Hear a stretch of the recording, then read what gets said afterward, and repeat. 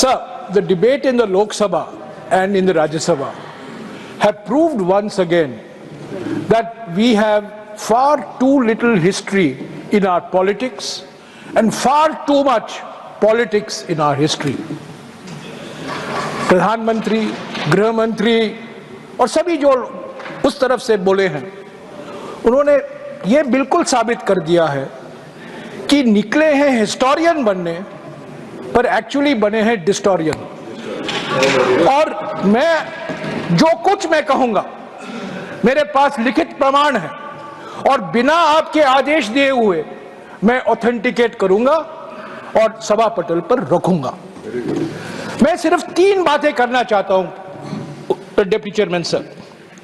वंदे मातरम किताब पर 1937 और 1940 के बीच में जो बहस हुआ वंदे मातरम को लेकर देश में, और तीसरा बंकिम चंद्र चट्टोपाध्याय के बारे में मैं कुछ कहना चाहता हूं, जिसको आज हम नमन करते हैं, जिसको हम याद कर रहे हैं। सर,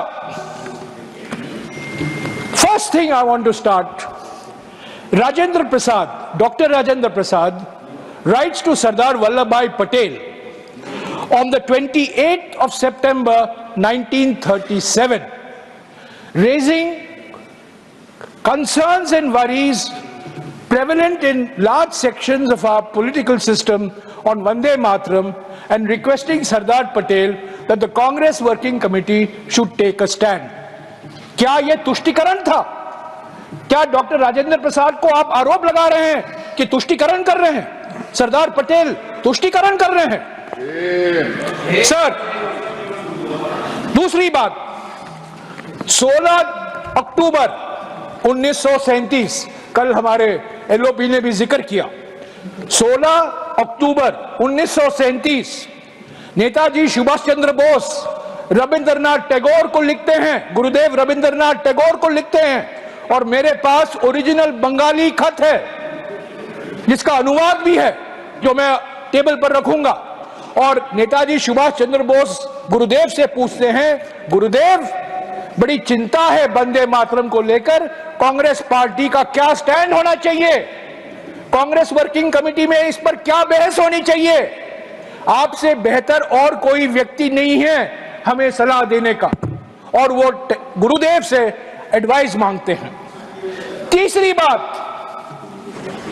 रविंद्रनाथ टैगोर नेताजी सुभाष चंद्र बोस को वापस लिखते हैं 19 तारीख 1937। सर, ये मैं बहुत कोशिश की, मुझे इनका खत नहीं मिला, पर कल रात को खूब प्रयासों के बाद मैंने एक किताब ढूंढा, और ये किताब किसने लिखा था? तृणमूल कांग्रेस के एक पूर्व सांसद प्रोफेसर सुगता बोस। प्रोफेसर सुगता बोस कौन थे? शरद चंद्र बोस के पोते। और शरद चंद्र बोस कौन थे? नेताजी सुभाष चंद्र बोस के बड़े भाई। और इस किताब में सुगता बोस, जो नेताजी रिसर्च ब्यूरो के डायरेक्टर हैं कोलकाता में, उन्होंने गुरुदेव रविंद्रनाथ टैगोर का जवाब दिया है अंग्रेजी में। मैं पढ़ूंगा नहीं, ऑथेंटिकेट करके रखूंगा। मैं सिर्फ ये डेट गिनाना चाहता हूं क्योंकि हमारे गृह मंत्री के अमर शब्दों में आप क्रोनोलॉजी समझिए, इतिहास मत समझिए पर क्रोनोलॉजी समझिए। सर, चौथा, नेताजी सुभाष चंद्र बोस जवाहरलाल नेहरू को लिखते हैं 17 अक्टूबर 1937 को। पांचवा, जवाहरलाल नेहरू बोस को वापस लिखते हैं 20 तारीख 1937 को। रविंद्रनाथ टैगोर जवाहरलाल नेहरू को लिखते हैं 26 अक्टूबर 1937 को। इसका जिक्र एलओपी ने किया। आखिर में 28 अक्टूबर 1937 को सीडब्ल्यूसी का प्रस्ताव पारित होता है वंदे मातरम को लेकर, इसका भी जिक्र हुआ। और कौन कौन थे उस सीडब्ल्यूसी में? कोलकाता में महात्मा गांधी, नेताजी सुभाष चंद्र बोस, सरदार पटेल, जवाहरलाल नेहरू, मौलाना आजाद, गोविंद वल्लभ पंत, आचार्य कृपलानी, इनके खिलाफ आप तुष्टीकरण का इल्जाम लगा रहे हैं। तुष्टीकरण इनका है। सारा वर्किंग कमेटी तुष्टीकरण तुष्टीकरण तुष्टीकरण, गृह मंत्री बोलकर चले गए। तुष्टीकरण तुष्टीकरण उन्होंने की। सीडब्ल्यूसी का सर्वसम्मति से यह पारित होता है कोलकाता के सीडब्ल्यूसी के बैठक में। इसके बाद 30 अक्टूबर 1937 को रविंद्रनाथ टैगोर, गुरुदेव रविंद्रनाथ टैगोर खुद एक प्रेस वक्तव्य देते हैं जो आनंद बाजार पत्रिका में छपता है। और उस प्रेस वक्तव्य में वो कहते हैं कि मैंने सीडब्ल्यूसी को ये एडवाइस दिया और मेरे एडवाइस पर उन्होंने ये रेजोल्यूशन पारित किया ताकि सारा वंदे मातरम नहीं पर वंदे मातरम को कुछ पंक्तियां नेशनल, तब उन्होंने कहा था नेशनल एंथम, बाद में बना नेशनल सॉन्ग। सर उसके बाद 1939 में क्या होता है देखिए। 1.5 साल बाद आचार्य कृपलानी सी राजगोपालाचारी को लिखते हैं 1939 को। क्या यह तुष्टीकरण है? उसके बाद राजगोपालाचारी, जिसका जन्मदिन आज हमने बनाया है, राजगोपालाचारी सरदार पटेल को लिखते हैं 7 जनवरी 1939 को। क्या यह तुष्टीकरण है? गोविंद वल्लभ पंत जवाहरलाल नेहरू को लिखते हैं 8 जनवरी 1939 को। क्या यह तुष्टीकरण है? और अंत में महात्मा गांधी अपनी पत्रिका हरिजन में 1 जुलाई 1939 को एक लेख लिखते हैं वंदे मातरम को लेकर। ये सब मैं टेबल पर रखूंगा, ये इतिहास है, पढ़िए, मैं ऑथेंटिकेट करके रखूंगा। पर मैं ज्यादा इसे पढ़ना नहीं चाहता हूं, पर ये क्रोनोलॉजी देना चाहता हूं क्योंकि 1937 में जो माहौल पैदा किया गया था, सांप्रदायिक माहौल, कई संस्थाएं थी जो जिम्मेदार थे और एक संस्था आज 100 साल मना रही है। 1925 में उसका गठन हुआ था। उन्होंने भी सांप्रदायिकता की चिंगारी उन्होंने भड़काया और आज हमें कहते हैं कांग्रेस पार्टी ने तुष्टीकरण की, कांग्रेस पार्टी ने तुष्टीकरण की। मैं आऊंगा और किन किन लोगों ने तुष्टीकरण किया। तो सर ये क्रोनोलॉजी है। सर पहली बात तो ये किताब है। ये किताब 2003 में छपा था। इस किताब का नाम है वंदे मातरम और इसके लेखक एक प्रसिद्ध इतिहासकार सब्यसाची भट्टाचार्य। सब्यसाची भट्टाचार्य विश्व भारती के वाइस चांसलर थे। वो Indian council of historical research के अध्यक्ष थे और सर विदेश मंत्री बैठे हुए हैं। सब्यसाची भट्टाचार्य उसी विश्वविद्यालय में प्रोफेसर थे जिस विश्वविद्यालय में हमारे ज्ञानी वित्त मंत्री, हमारे ज्ञानी विदेश मंत्री और हमारे जेडीयू के नेता संजय झा पढ़े थे। और यह किताब सब्यसाची भट्टाचार्य ने लिखा है। सब्यसाची का माने क्या है? डिप्टी चेयरमैन सर, इनको जानना चाहिए। सब्यसाची नाम विष्णु का एक नाम है, विष्णु सहस्त्र नामम में आता है। सब्यसाची का अर्थ है जो बाएं हाथ से तीर मारता है और दूसरे दाएं हाथ से भी मारता है, 2 हैंडेड। सब्यसाची भट्टाचार्य 2 हैंडेड इतिहास थे। वो लेफ्ट के नहीं थे, राइट के नहीं थे, वो एक सचमुच बुद्धिजीवी थे और उन्होंने ये किताब लिखी और मैं सारे सांसदों को आज रात तक ये किताब पहुंचा दूंगा। ये 150 पेज का किताब है, पढ़िए इसका इतिहास क्या है। सब्यसाची भट्टाचार्य लिखते हैं कि 1875 में पहला वंदे मातरम लिखा गया। उसके बाद में जब आनंद मठ प्रकाशित हुआ 1882 में, उसमें और पंक्तियां जोड़ी गई, और पंक्तियां जोड़ी गई, यानी कि 1875 में एक वंदे मातरम था और 1882 में उसको और ज्यादा बड़ा किया गया। तो ये सब्यसाची भट्टाचार्य किताब में बहुत सारी चीज है इतिहास को लेकर। क्यों ये राष्ट्रगीत बना, किस माहौल में इसका ट्रांसलेशन हुआ, सभी भारतीय भाषाओं में इसका विवरण है। तो मैं गुजारिश करूंगा डिप्टी चेयरमैन सर, सभी सदस्य इसको पढ़ें। मेरा जो मैं कह रहा हूं उस पर विश्वास मत रखें, पर ये जो प्रोफेसर कहते हैं जिन्होंने हमारे विदेश मंत्री को इतिहास पढ़ाया है, हालांकि आज वो इतिहास ये भूल गए हैं, वित्त मंत्री को पढ़ाया है, हमारे जेडीयू के अध्यक्ष को पढ़ाया है, उसी अध्यापक की एक किताब पढ़िए। सर, मैं दूसरी बात कहना चाहता हूं बंकिम चंद्र चट्टोपाध्याय के बारे में।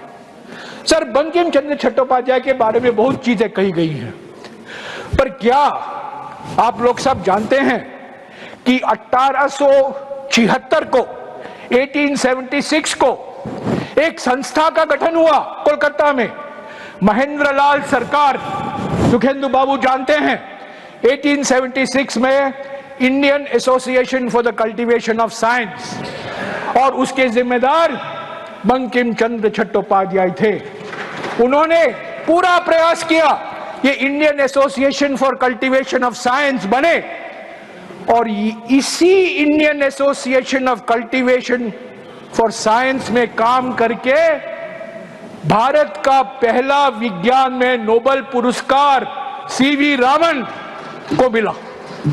सीवी रामन ने और अमेरिका में काम नहीं किया, इंग्लैंड में काम नहीं किया, कोलकाता के Indian association of cultivation of science में किया, जिसकी स्थापना करने में महेंद्र लाल सरकार और बंकिम चंद्र चट्टोपाध्याय का बहुत बड़ा योगदान था। तो बंकिम चंद्र चट्टोपाध्याय जी कहते थे विज्ञान और आध्यात्मिकता दोनों का संगम, दोनों का मिलन होना जरूरी है। सर, ये आनंद मठ किताब है, मैं बंगाली पढ़ नहीं सकता हूं, पर मैं अंग्रेजी में पढ़ा, और इसमें इंट्रोडक्शन में कहा जाता है, there is an incident worth recalling. There was a wedding party at the Calcutta home of Ramesh Chandra Dutt, a literary disciple of Bankim Chandra Chattopadhyay. The young Tagore, Rabindranath Tagore, was a guest, and Chatterjee was the guest of honor. When the party had settled down, Tagore introduced himself to Chatterjee and sat at the great man's feet. Dutt, himself a big name in the world of literature, made a speech in praise of Bankim Chandra Chattopadhyay and placed a garland of flowers around the great novelist's neck. Suniye sir, to the surprise of the other guests, Chattopadhyay ji removed the garland and placed it around the neck of the young Tagore. The garland really belongs to him, Bankim said. I am the setting sun. He is now the sun rising. Ramesh, have you read his Sandhya Sagar? Sir, आज नेहरू का बदनाम सिर्फ नेहरू का बदनाम नहीं हो रहा है, ये रविंद्रनाथ टैगोर का बदनाम हो रहा है। ये सरकार क्या कर रही है? बंकिम चंद्र चट्टोपाध्याय बनाम रविंद्रनाथ टैगोर, ये क्या है? ये क्या मजाक कर रहा है? गुरुदेव रविंद्रनाथ टैगोर का अपमान, गुरुदेव रविंद्रनाथ टैगोर का बदनाम, निकले हैं नेहरू जी का अपमान करने, पर असली बात है इन्होंने रविंद्रनाथ टैगोर, गुरुदेव रविंद्रनाथ टैगोर, जनगण मन के लेखक, गीतांजलि के लेखक, नोबेल पुरस्कार 1913 में उनका अपमान किया है, और कहते हैं नेहरू ने तुष्टीकरण किया।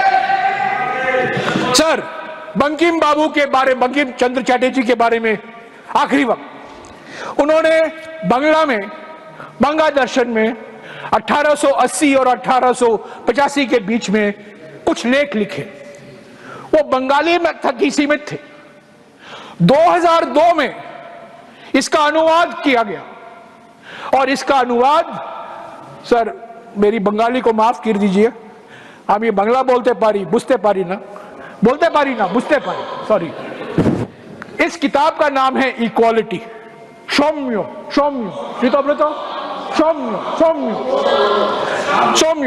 इक्वालिटी। इसका अनुवाद किसने किया सर? विवेक डिब्रॉय। विवेक डिब्रॉय कौन है? जाने माने अर्थशास्त्री, प्रधानमंत्री इकोनॉमिक एडवाइजरी काउंसिल के चेयरमैन, मेरे अच्छे मित्र थे। दुर्भाग्यपूर्ण उनका देहांत हो गया, पर विवेक डिब्रॉय ने ये किताब लिखी है, और इसमें बंकिम चंद्र चट्टोपाध्याय कहते हैं भारत की सबसे बड़ी समस्या जातिवाद समस्या है।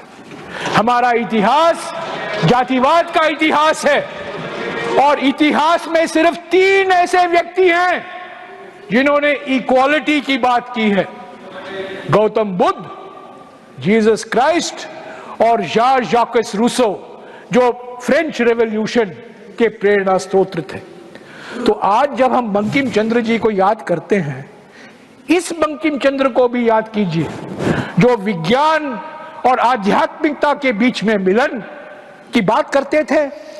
वही बंकिम चंद्र जी जिन्होंने यह सौम्य लिखा जिसमें कहा गया है कि भारत के समाज पर शाप है, भारत की संस्कृति पर जातिवाद एक भयंकर शाप है, उसको तो आप भूल जाते हैं और वंदे मातरम का मंत्र जपते रहते हैं।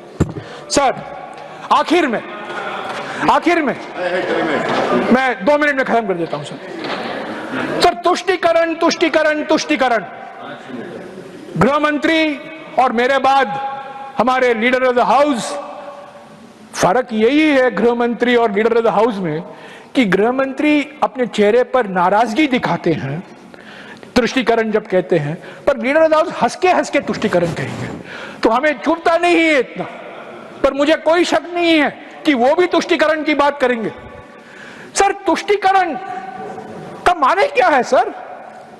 जब श्यामा प्रसाद मुखर्जी AK फजलुल हक के साथ कोएलिशन गवर्नमेंट का एक अंग बनते हैं, वही फजलुल हक जो 23 मार्च 1940 को पाकिस्तान रेजोल्यूशन मूव करता है लाहौर में, वो तुष्टीकरण नहीं है। वही श्यामा प्रसाद मुखर्जी जिसके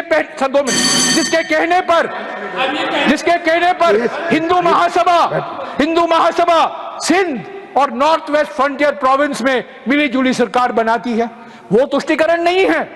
जब 4 जून 2005 को भारत रत्न, सर 2 मिनट में